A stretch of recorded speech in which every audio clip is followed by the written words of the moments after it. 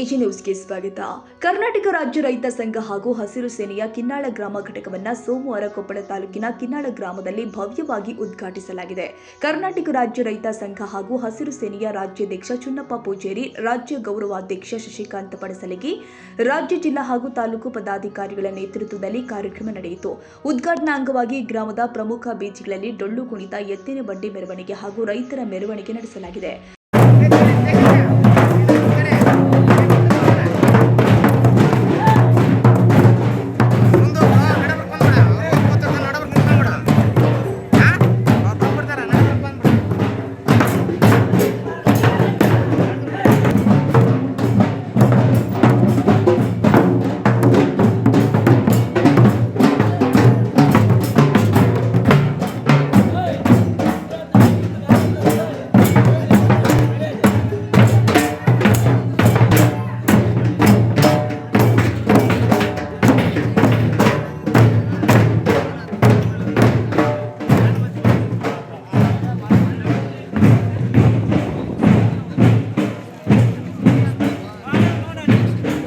ನಂತರ ಸಸಿಗೆ ನೀರುಣಿಸುವ ಮೂಲಕ ಪರಿಸರ ಸಂರಕ್ಷಣೆಯ ಸಂದೇಶ ಸಾರುತ್ತಾ ಕಿನ್ನಾಳ ಗ್ರಾಮ ರೈತ ಸಂಘದ ನೂತನ ಘಟಕವನ್ನು ಅಧಿಕೃತವಾಗಿ ಉದ್ಘಾಟಿಸಲಾಗಿದೆ.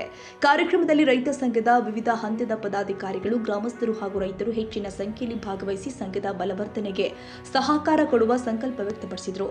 ರೈತರ ಹಕ್ಕುಗಳ ರಕ್ಷಣೆ, ಕೃಷಿ ಸಮಸ್ಯೆಗಳ ಪರಿಹಾರ ಹಾಗೂ ಸಂಘಟನೆಯ ವಿಸ್ತರಣೆಗೆ ಎಲ್ಲರೂ ಕೂಡ ಒಗ್ಗಟ್ಟಿನಿಂದ ಕಾರ್ಯನಿರ್ವಹಿಸುವಂತೆ ಮುಖಂಡರು ಕರೆ ಕೊಟ್ಟಿದ್ದಾರೆ. ರಾಸಾಯನಿಕ ಕೃಷಿ ಅಂದ್ರೆ ಮನೆ ಬೀಜಗಳ ಬದಲಿಗೆ ಹೈಬ್ರಿಡ್ ತಳಿ ಬೀಜಗಳನ್ನ ಕೊಂಡ್ಕೊಂತ ಬಿತ್ತದ ನಮ್ಗೆ ರಾಸಾಯನಿಕ ಕೃಷಿ.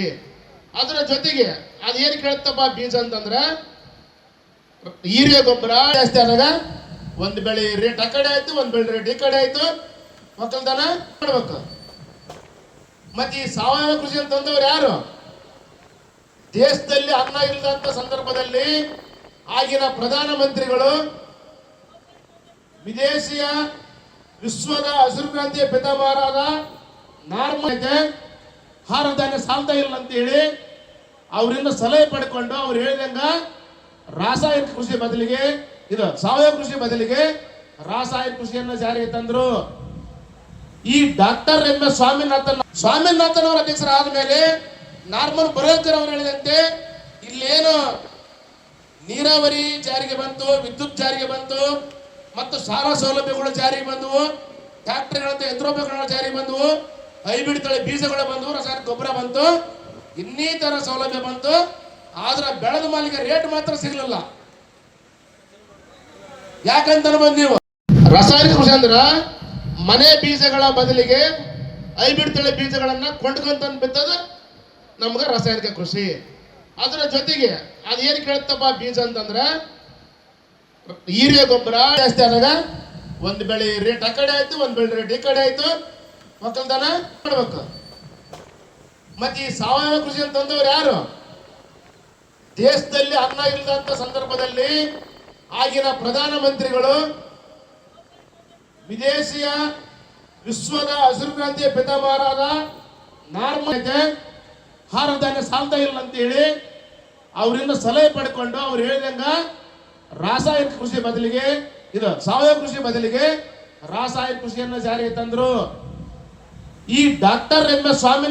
ಸ್ವಾಮಿನಾಥನ್ ಅವರ ಅಧ್ಯಕ್ಷರಾದ ಮೇಲೆ ನಾರ್ಮಲ್ ಬರೋಕರ್ ಅವರು ಹೇಳಿದಂತೆ ಇಲ್ಲೇನು ನೀರಾವರಿ ಜಾರಿಗೆ ಬಂತು, ವಿದ್ಯುತ್ ಜಾರಿಗೆ ಬಂತು, ಮತ್ತು ಶಾಲಾ ಸೌಲಭ್ಯಗಳು ಜಾರಿಗೆ ಬಂದವು, ಟ್ರ್ಯಾಕ್ಟರ್ಗಳಂತ ಯಂತ್ರೋಪಕರಣಗಳು ಜಾರಿಗೆ ಬಂದವು, ಹೈಬ್ರಿಡ್ ತಳಿ ಬೀಜಗಳು ಬಂದವು, ರಾಸಾಯನಿಕ ಗೊಬ್ಬರ ಬಂತು, ಇನ್ನಿತರ ಸೌಲಭ್ಯ ಬಂತು. ಆದ್ರೆ ಬೆಳೆದ ಮಾಲಿಗೆ ರೇಟ್ ಮಾತ್ರ ಸಿಗಲಿಲ್ಲ. ಯಾಕಂತ ಬಂದ್ ನೀವು ಹಸಿರು ಸೇನೆ ವತಿಯಿಂದ ಇವತ್ತೇನು ಕೊಪ್ಪಳ ಜಿಲ್ಲೆಯ ಕೊಪ್ಪಳ ತಾಲೂಕಿನ ಕಿನ್ನಾಳ ಗ್ರಾಮದ ರೈತ ಬಾಂಧವರು ಅದ್ದೂರಿಯಾಗಿ ಎತ್ತಿನ ಮೆರವಣಿಗೆ ಮೂಲಕ ನೀವೇನು ಬಹಳ ಚಂದದಿಂದ ಮೆರವಣಿಗೆ ಮಾಡಿದ್ದೀರಿ, ಅದಕ್ಕೂ ನಿಮಗೆ ಧನ್ಯವಾದಗಳನ್ನು ಅರ್ಪಿಸ್ತಾ ಇದ್ದೇವೆ. ಅದೇ ರೀತಿಯಾಗಿ ಏನು ಎತ್ತೆದ್ದು ಅಡ್ಡಾಡ್ತಿರಲ್ಲ, ಇನ್ನು ನಮ್ಮ ರಾಜ್ಯದ ಗೌರವಾಧ್ಯಕ್ಷರು, ರಾಜ್ಯಾಧ್ಯಕ್ಷರು, ರಾಜ್ಯ ಕಾರ್ಯಾಧ್ಯಕ್ಷರು, ರಾಜ್ಯ ಪ್ರಧಾನ ಕಾರ್ಯದರ್ಶಿಗಳು ನಿಮ್ಗೆ ಸವಿಸ್ತಾರವಾಗಿ ಮಾತಾಡಿರ್ತಾರೆ. ಹಾಗಾಗಿ ಯಾರು ಎದ್ದೆದ್ದು ಅಡ್ಡಾಡಬಾರ್ದು. ಯಾಕಂದ್ರೆ ನಮ್ಮ ಮೆರವಣಿಗೆ ಮುಖ್ಯವಾಗಿದ್ದಿಲ್ಲ ಹೇಳಿದ್ದು ಬಸವರಾಜರಿಗೆ. ಯಾಕಂದ್ರೆ ಇಲ್ಲೇ ವಿಷಯ ತಿಳ್ಕೊಬೇಕಾಗಿತ್ತು ರೈತರು. ಯಾಕಂದ್ರೆ ಇವತ್ತು ರೈತರಿಗೆ ನಷ್ಟ ಎಲ್ಲಿ ಆಗುತ್ತಾ, ಯಾಕೆ ನಷ್ಟ ಆಗುತ್ತಾ, ನಾವು ಏನು ಮಾಡ್ಬೇಕು ಅನ್ನೋದು ವಿಚಾರವನ್ನ ಮಾಡಬೇಕಾಗಿರುತ್ತ. ಹಾಗಾಗಿ ಇನ್ನ ಒಂದು ಎಲ್ಲರೂ ಮಾತ್ರ ಒಂದು ಅರ್ಧ ಗಂಟೆ ಆಗ್ಬೋದು ನನ್ನ ಪ್ರಕಾರ. ಆಮೇಲೆ ಎಲ್ಲರೂ ಊಟ ಮಾಡ್ಕೊಂಡು ಮನೆಗೆ ಹೋಗ್ಬೇಕು, ಯಾಕಂದ್ರೆ ಸಾಕಷ್ಟು ಅಡಿಗೆಯನ್ನು ಮಾಡಿದ್ದಾರಿಲ್ಲ.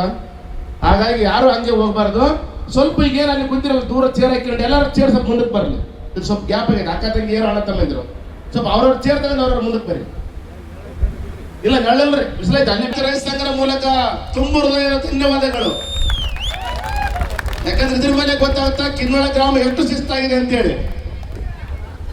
ಹಾಗಾಗಿ ಇವತ್ತು ಕೊಪ್ಪಳ ಜಿಲ್ಲೆಯ ಕೊಪ್ಪಳ ತಾಲೂಕಿನ ಕಿನ್ನಳ ಗ್ರಾಮ ಘಟಕಕ್ಕೆ 250 ಕಿಲೋಮೀಟರ್ಲಿಂದ ಏನ್ ನಿನ್ನೆ ಊರು ಬಿಟ್ಟಿದ್ರೆ ಗೊತ್ತಿಲ್ಲ. ನಮ್ಮ ರಾಜ್ಯ ಅಧ್ಯಕ್ಷರು ಮತ್ತು ರಾಜ್ಯ ಗೌರವ ಅಧ್ಯಕ್ಷರು ಅವರಿಗೆ ನಮ್ಮ ರಾಜ್ಯ ರೈತ ಸಂಘದ ಪರವಾಗಿ, ಕಿನ್ನಾಳ ಗ್ರಾಮದ ರೈತರ ಪರವಾಗಿ, ಎಲ್ಲರ ಪರವಾಗಿ ಧನ್ಯವಾದಗಳನ್ನು ಅರ್ಪಿಸ್ತಾ ಇದ್ದೇವೆ.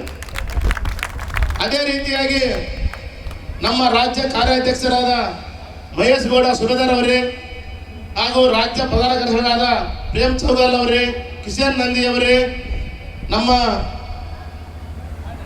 ನಾಗಯ್ಯ ಸ್ವಾಮಿ ಅವರೇ ಮತ್ತು ಮೊಹಮ್ಮದ್ ಇಸ್ಮಾಯಿಲ್ ಅವರೇ, ಅದೇ ರೀತಿಯಾಗಿ ಈ ವೇದಿಕೆಯ ಕೇಂದ್ರ ಬೃಂದಾರಂತ ಕೊಪ್ಪಳ ಅಧ್ಯಕ್ಷರಾದಂಥ ಸುಕ್ಮುನಿಯಪ್ಪ ಬಿ ಬಡಗೇರಿ ಅವರೇ ಹಾಗೂ ಕೊಪ್ಪಳ ಜಿಲ್ಲಾ ಗೌರವಾಧ್ಯಕ್ಷರಾದಂಥ ಮತ್ತು ಈ ಕಾರ್ಯಕ್ರಮದ ರೂವಾರಿಯರಂತ ಬಸವರಾಜ್ ಸರ್ ಅವರೇ ಹಾಗೂ ಎಲ್ಲ ನನ್ನ ಆತ್ಮೀಯರೇ ಮತ್ತು ಎಲ್ಲ ಜಿಲ್ಲಾ ಅಧ್ಯಕ್ಷರುಗಳೇ, ಎಲ್ಲ ಪದಾಧಿಕಾರಿಗಳೇ ಮತ್ತು ರೈತ ಮಹಿಳೆಯರ ಅಕ್ಕ ತಂಗಿಯರೇ, ಇವತ್ತು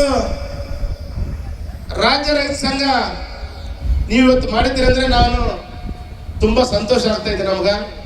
ಯಾಕಂದ್ರೆ ಹೆಚ್ಚಿನ ಸಂಖ್ಯೆಯಲ್ಲಿ ಸೇರಿದ್ದೀರಿ, ನೀವೆಲ್ಲ ರೈತ ಸಂಘಟನೆ ಮಾಡಿದ್ದೀರಿ. ನಿಮಗೆಲ್ಲರಿಗೂ ನಾನು ಮತ್ತೊಮ್ಮೆ ಧನ್ಯವಾದಗಳನ್ನು ಅರ್ಪಿಸ್ತಾ, ಇವತ್ತು ರೈತರು ಈ ಗ್ರಾಮದಲ್ಲಿ ಬಹಳ ಚೆನ್ನಾಗಿದ್ದಾರೆ ಅಂತ ಭಾವಿಸ್ತೀನಿ ನಾನು. ಹೌದ್ರಿ? ಬಹಳ ಚೆನ್ನಾಗಿದ್ದಾರೆ ರೈತರು. ಯಾರಿಗೂ ಸಾಲ ಇಲ್ಲ ಬ್ಯಾಂಕ್ನಲ್ಲಿ, ಯಾರು ಬಂಗಾರ ಹೊತ್ತಿಟ್ಟಿಲ್ಲ. 5 ಸಾಲ ಐತಾ? ಎಲ್ಲರಿಗೂ ಸಾಲ ಐತ್ರಿ? ಆಯ್ತು. ಸಾಲ ಇರ್ಲಾರ್ದ್ರ ಕೈ ಎತ್ತಿರ್ತಾರೆ ನಮ್ಮ ರಾಜ್ಯ ಗೌರವಿಸರು ಚಸ್ಕಾಂತ್ ಪಡಸಲಿ ಗುರೂಜಿ ಅವರು. ಸಾಲ ಇಲ್ದವ್ರು ಅಂತ ಕೈ ಎತ್ತರು ನೋಡಮ್ಮ. ಸಾಲ ಇಲ್ದವ್ರು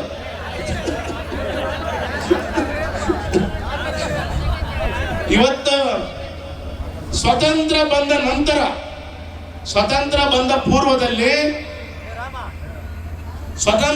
ಪೂರ್ವದಲ್ಲಿ ರೈತರು ಸಾವಯವ ಕೃಷಿಯನ್ನ ಬೆಳಿತಾ ಇದ್ರು. ನಮ್ಮ ಹನುಮಂತಪ್ಪನವ್ರು ಬಾಲ್ಯಕಾರ ಅವ್ರು ಹೇಳಿದಂಗ ಹೆಂಗ ಬೆಳಿತಿರಪ್ಪ? ಮನೆಯಲ್ಲಿ ಎತ್ತು, ಆಕಳ, ಎಮ್ಮೆ ಕುರಿಗಳನ್ನ ಸಾಕಿಕೊಂಡು ಕಾಸಿ 8 ಮಕ್ಕಳು ನಡೀತಿದ್ರು ಅವರು.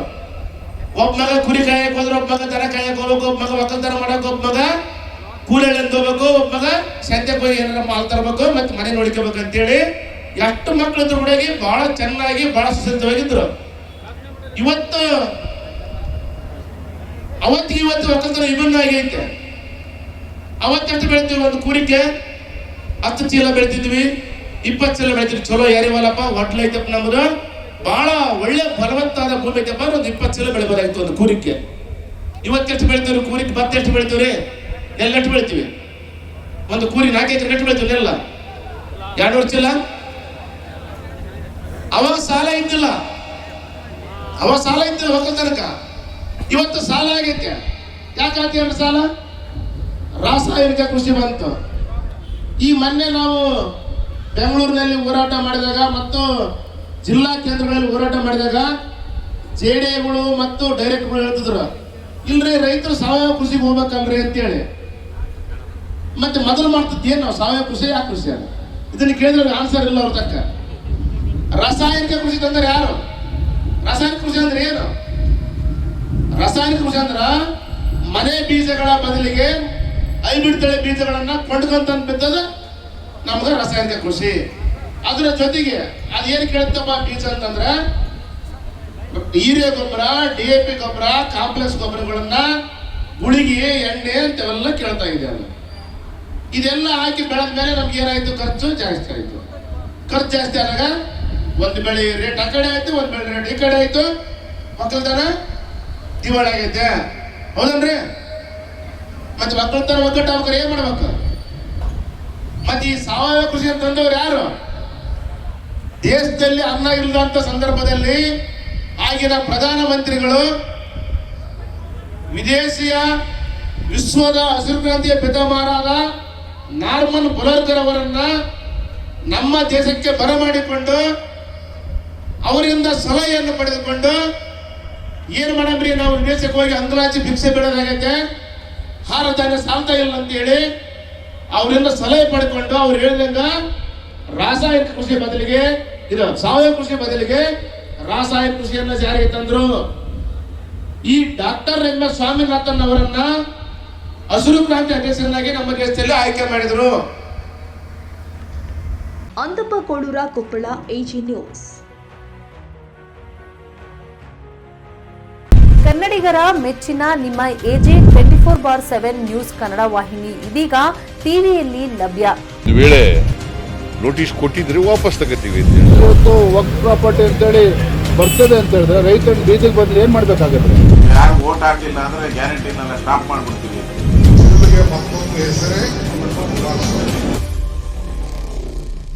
ಕರ್ನಾಟಕ ಮತ್ತು ದೇಶ ವಿದೇಶ 360 ಡಿಗ್ರಿ ಸುದ್ದಿ ಹಾಗೂ ಉತ್ತರ ಕರ್ನಾಟಕ, ಬೆಳಗಾವಿ, ಬಾಗಲಕೋಟೆ, ಧಾರವಾಡ, ಹಾವೇರಿ, ಗದಗ, ಬಿಜಾಪುರ ಜಿಲ್ಲೆಯ ಕ್ಷಣ ಕ್ಷಣದ ವಿವರವನ್ನ ಪಡೆಯುವುದಕ್ಕೆ ಎಜೆ 24/7 ನ್ಯೂಸ್ ಕನ್ನಡ ವಾಹಿನಿಯನ್ನ ಲೈಕ್ ಮಾಡಿ, ವಿಡಿಯೋಗಳನ್ನ ಶೇರ್ ಮಾಡಿ, ಕಮೆಂಟ್ ಮಾಡುವ ಮೂಲಕ ನಮ್ಮ ವಾಹಿನಿಗೆ ಸಹಕಾರ ನೀಡಿ ಮತ್ತು ಚಾನೆಲ್ ಅನ್ನ ಸಬ್ಸ್ಕ್ರೈಬ್ ಮಾಡಿ.